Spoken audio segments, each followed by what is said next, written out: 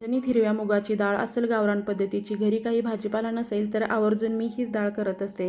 तर ही मुगाची डाळ करण्यासाठी 1 वाटी मुगाची डाळ घ्यायची, ती स्वच्छ पाण्याने धुवून घ्यायची। स्वच्छ पाण्याने धुवून झाल्यानंतर पाणी काढून टाकायचं। गॅसवर तवा ठेवून ही डाळ खरपूस अशी भाजून घ्यायची।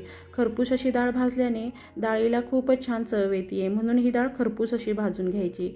खरपूस भाजून झाल्यानंतर तव्यावरून डाळ काढून घ्यायची आणि कुकरच्या भांड्यामध्ये 2 ग्लास पाणी घेऊन भाजलेली डाळ टाकायची आणि एक मोठ्या साईजचा टमॅटो, 1 चमचा मीठ, अर्धा चमचा हळद टाकून 2-3 शिट्ट्या करून घ्यायच्या आणि ही डाळ छान शिजवून घ्यायची। डाळ शिजवून झाल्यानंतर शिजलेला टोमॅटो बाहेर काढून घ्यायचा आणि टोमॅटोवरचं साल काढून घ्यायचं आणि टोमॅटोला खलबत्त्यामध्ये अशा प्रकारे ठेचून घ्यायचा, म्हणजे पेस्ट करून घ्यायचं टोमॅटोचा। त्यानंतर गॅसवर कढई ठेवून कढईमध्ये 2-3 पळी तेल टाकायचा, त्यामध्ये अर्धा चमचा जिरा टाकून फोडणी टाकायची आणि त्यामध्ये 2 लाल मिरच्या टाकायच्या।